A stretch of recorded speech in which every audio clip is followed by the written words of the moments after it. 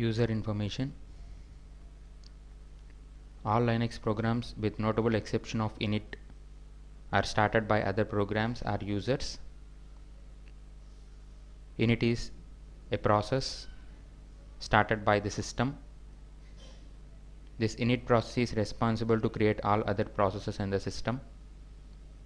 Users most often start programs from a shell that responds to their commands. A program can determine about its environment by examining the environment variables and by reading the system clock. As I specified earlier, all the Linux programs, with notable exceptions of init, are started by other programs or users. Once these have been validated, the user is presented with a shell. Internally, the user also has unique user identifier known as UID. Each program that Linux runs is run on behalf of a user and has an associated UID. We can also set up programs to run as if a different user has started them. When a program has its user ID permission set, it will run as if started by the owner of the executable file. When the su command is executed, the program runs as if it had been started by the super user. It then validates the user's access, changes the user ID to that of the target account, and executes that account's login shell. This also allows a program to be run as if a different user had started it, and it's often used by the system administrator to perform maintenance tasks. Because the UID is the key to the user's identity, let's start with that. The user ID has its own type,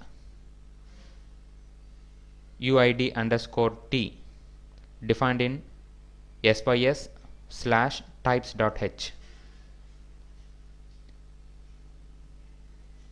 It's normally a small integer. Some are predefined by the system, others are created by the system administrator when the new users are made known to the system. So normally users usually have user ID values larger than 100. In the screen I am showing the user ID type defined as UID underscore T, which is available in system/types.h. With the help of that data type, I am defining getUID function.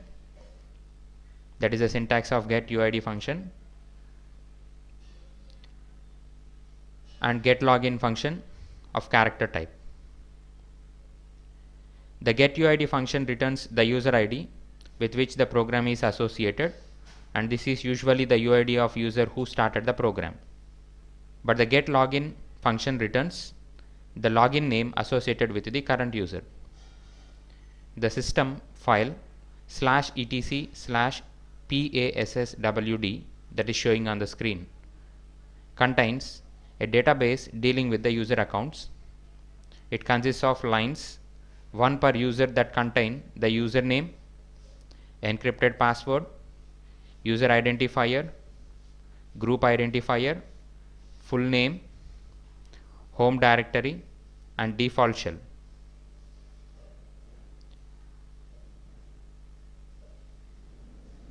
The example is shown on the screen, where nail is the username, encrypted password followed by nail, which is separated with a delimiter colon, and UID, group ID, then nail, Matthew, it is a full name, then /home/nail is the home directory, /bin/bash is the default shell.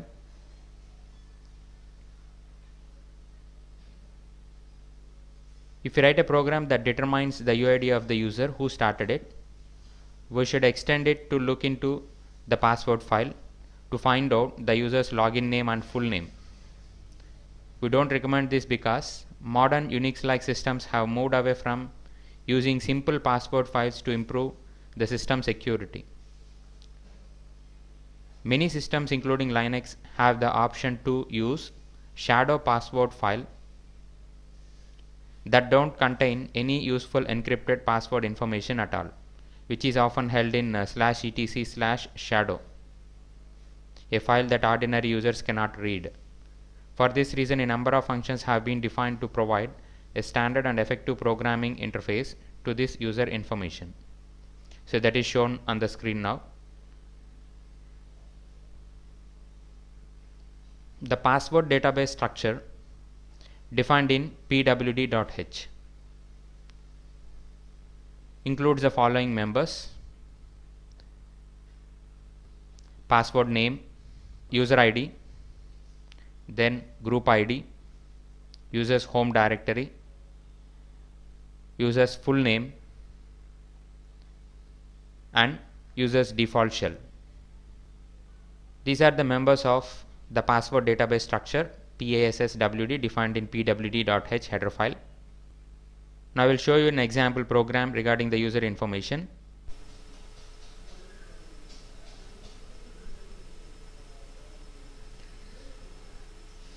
By looking into the program in the terminal, I have created user ID of type UID_T, GID of GID_T, and I have created one pointer variable PW for the structure password PASSWD, and I am accessing the getUID function, and I will access this UID and GID variable to print the user ID and group ID, and I am using getLogin function to get the login details of the user. And with this print statement, I am printing the user ID and group ID. I am providing the parameter UID for getPWUID to get the details of this particular user. Like, I want to display the username, the user ID of the username, the group ID of the username, the present working directory or home directory, and the default shell. I am passing root as a parameter for getPWName. With the help of this getPWName, I am printing the details of the root user compared to getPWUID with the user ID details. The getPWName is going to print the details of the root, like the username, the user ID, the group ID, and the home directory, and the default shell that this particular root user is having. Now I will execute the same program in the terminal.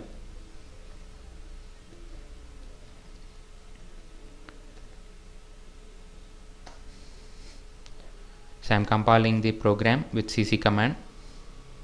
So it will create an special file a.out. Now I will access a.out file to execute the program.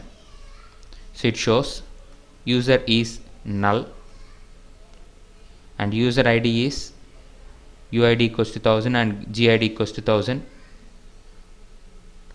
and UID password entry details, name is JK Ubuntu, UID = 1000, GID = 1000, and the home directory is /home/JK Ubuntu.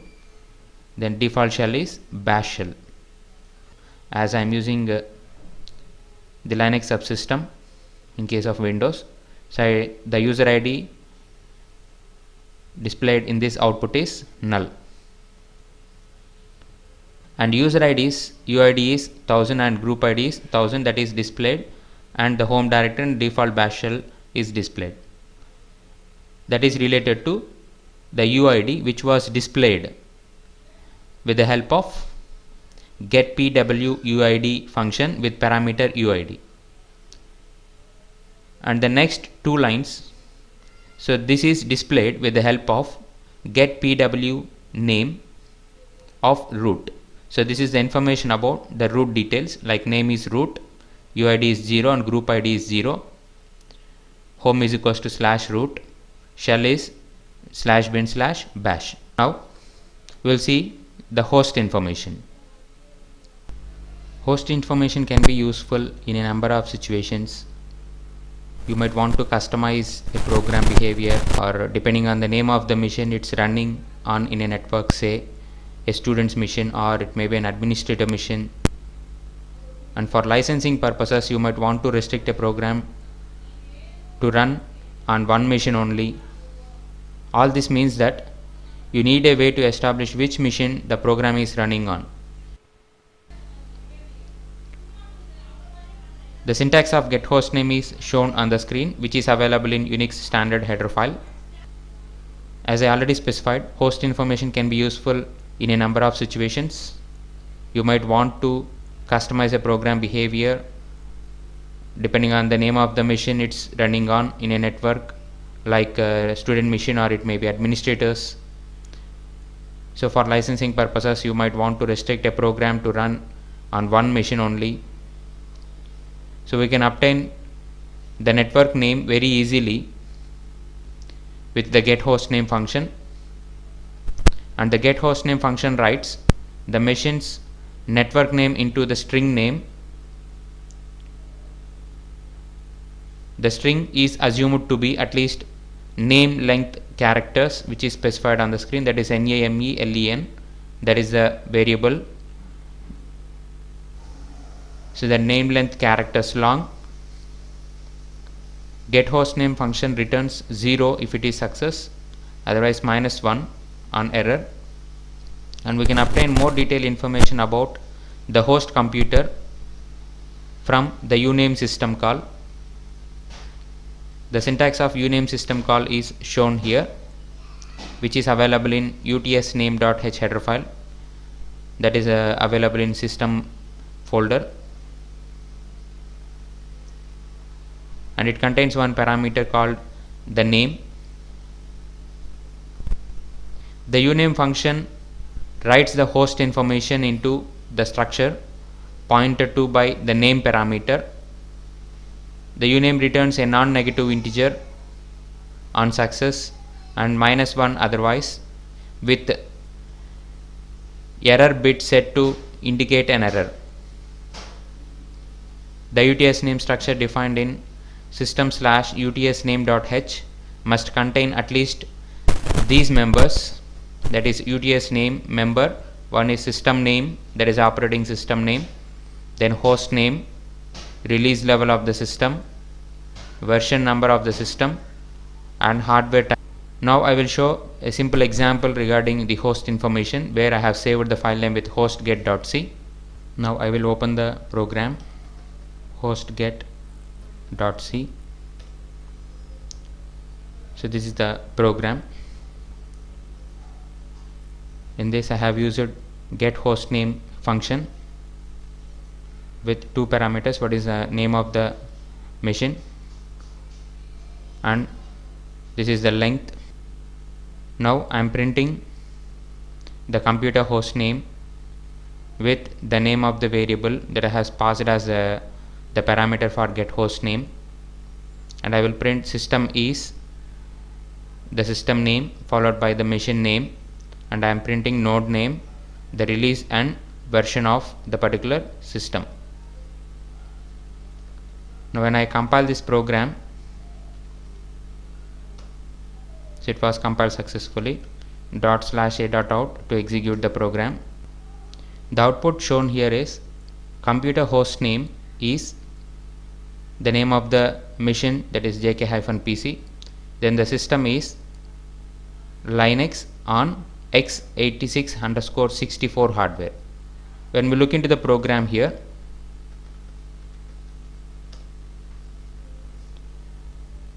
the computer host name is the variable I have accessed is computer, which is the parameter of get host name function, so which displays the name as the computer host name, that is jk-pc of this system, and system is Linux. Linux in the sense I am using uts.system name, which is the member of the UTS name structure I have specified, that is system is Linux on x86 hardware.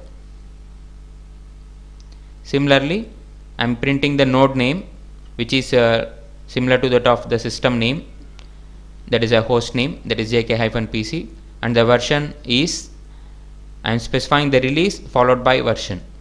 Here the release is 4.4.0-19041-Microsoft, comma, the version is #1-Microsoft